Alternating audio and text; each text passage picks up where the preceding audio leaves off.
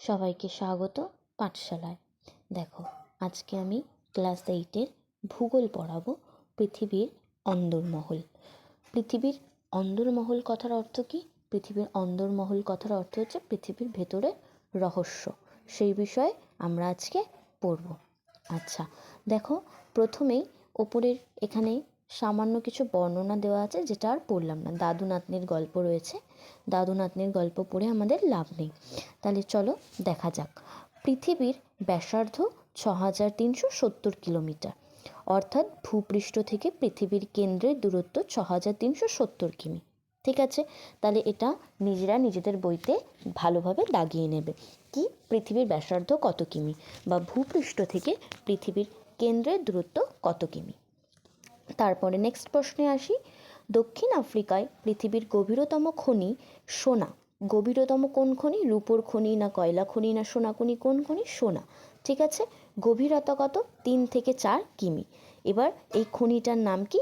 Robinson দ্বীপ। কি নামটা? রবিনসন দ্বীপ। ঠিক আছে, এটি কোথায় অবস্থিত? দক্ষিণ আফ্রিকায় অবস্থিত। এটা তোমরা তোমাদের বইতে আন্ডারলাইন করে নেবে। আচ্ছা, জানা গেছে প্রতি 33 মিটার গভীরতায় প্রায় 1 ডিগ্রি সেলসিয়াস করে পৃথিবীর অভ্যন্তরের তাপমাত্রা বাড়ে।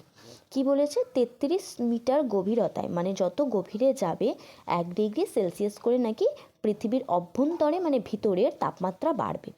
পৃথিবী পৃষ্ঠের গড় তাপমাত্রা যদি 15 ডিগ্রি সেলসিয়াস হয়, তাহলে অঙ্কের হিসেবে রবিনসন দ্বীপের সোনার খনির শ্রমিকদের কত গরম সহ্য করতে হয়।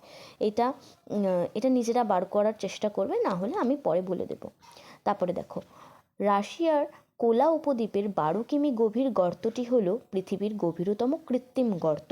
প্রশ্ন তোমাদের এমসিকিউ টাইপের প্রশ্নে আসবে যে পৃথিবীর গভীরতম কৃত্রিম গর্ত কোনটি? হচ্ছে রাশিয়ার কোলা উপদ্বীপের 12 কিমি গভীর গর্তটি হচ্ছে। ঠিক আছে, এটি কোথায় অবস্থিত? রাশিয়ায় অবস্থিত, তাই রাশিয়ার কোলা উপদ্বীপ।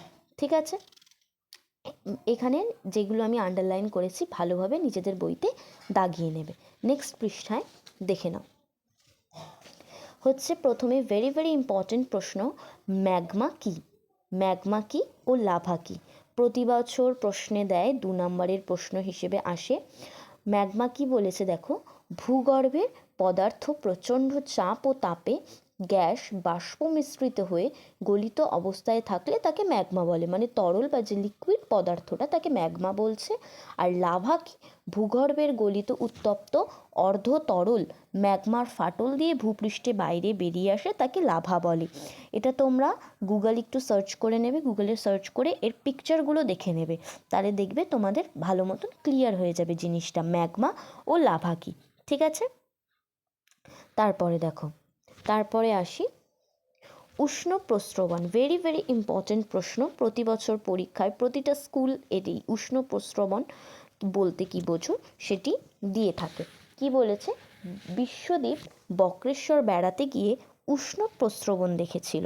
আচ্ছা, মাটির নিচ থেকে আপনা আপনি অনবরত বেরিয়ে আসছে গরম ফুটন্ত জল। ও মাকে জিজ্ঞেস করতে জানলো পৃথিবীর ভৌম জল। পৃথিবীর ভৌম জল মানে ভেতরের জল ভূতাপের সংস্পর্শে এসে গরম হয়ে ফুটতে শুরু করে। পৃথিবী পৃষ্ঠের ফাটলের মধ্য দিয়ে সেই উষ্ণ জল বাইরে বেরিয়ে আসে, একেই বলা হয় উষ্ণ প্রস্রবণ। মানে কি, পৃথিবীর ভেতরের যে জলটা রয়েছে, যে উষ্ণ জল, তাকেই বলা হয় উষ্ণ প্রস্রবণ। দেখবে কার্টুনে অনেক সময় আমরা দেখে থাকি, ডোরেমন বলো বা যে কোনো এক কার্টুন বলো, এখন অত মনে আসছে না, ওইসব কার্টুনে এইসব দেখা। হট স্প্রিং যেটাকে এক কথায় বলতে পারো, হট স্প্রিং। আচ্ছা, ভূতাপ কি? দেখো, ভূতাপ হলো এক ধরনের শক্তি। পৃথিবীর কেন্দ্রে তাপ ধীরে ধীরে বাইরের দিকে অর্থাৎ পৃথিবী পৃষ্ঠের দিকে আসতে থাকে। এই তাপ শক্তিকে ভূতাপ শক্তি বলে। ভালো মতন দেখে নাও, বলেছে কি ভূতাপ হলো এক ধরনের শক্তি। ভূতাপ মানে এই যে পৃথিবীর যে ভূগর্ভের যে তাপ, তাকে বলা হয়েছে। কিন্তু পৃথিবীর কেন্দ্রের তাপ ধীরে ধীরে বাইরের দিকে অর্থাৎ পৃথিবী পৃষ্ঠের দিকে আসতে থাকে, এই তাপ শক্তিকে বলা হয় ভূতাপ শক্তি।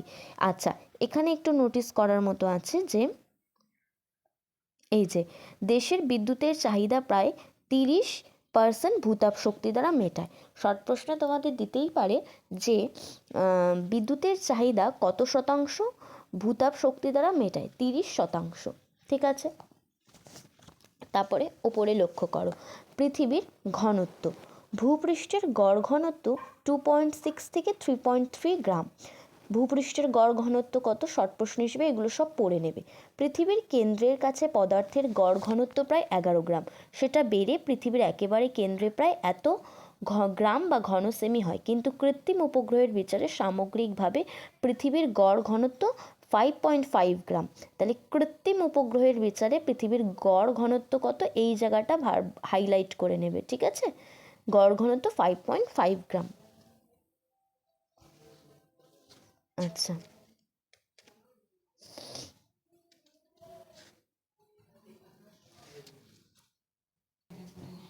তারপরে দেখো ঘনত্ব কি, ঘনত্ব মানে ডেন্সিটি।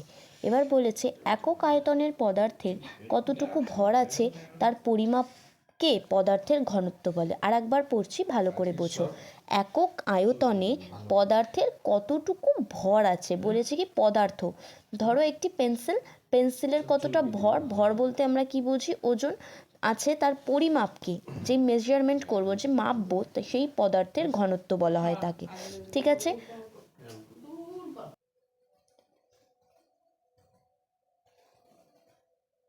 আজকে তাহলে এতটুকুই থাক। এই এই 1 থেকে নিয়ে 3 পাতা পর্যন্ত তোমাদেরকে পড়ালাম। এই 3 পাতা পর্যন্ত হচ্ছে গিয়ে পড়া থাক। এতদূর ঘনত্ব বলতে কি বোঝো, বাকি নেক্সট দিন আবার পড়াবো। আমি যেমনভাবে প্রশ্ন বললাম সেরকমভাবে তোমরা খাতায় চাইলে নোট করে নিতে পারো, যে ম্যাগমা কাকে বলে, লাভা কি, কৃত্রিম উপগ্রহের বিচারে পৃথিবীর ঘনত্ব কত, ঘনত্ব বলতে কি বোঝো। আর সবথেকে এই চ্যাপ্টারের মধ্যে এতগুলো প্রশ্নের মধ্যে ইম্পর্টেন্ট হচ্ছে ম্যাগমা, লাভা আর হচ্ছে উষ্ণ প্রস্রবণটা ভালো করে পড়বে। বড় প্রশ্ন হিসেবে উষ্ণ প্রস্রবণ আর ভূতাপ শক্তিটা দেয় পরীক্ষার সময়। আর এখানে ফার্স্ট পৃষ্ঠা থেকে হচ্ছে ব্যাসার্ধটা পড়ে নেবে, এমসিকিউতে দেয়, ঠিক আছে? তাহলে আজকে এত দূর পর্যন্তই থাক।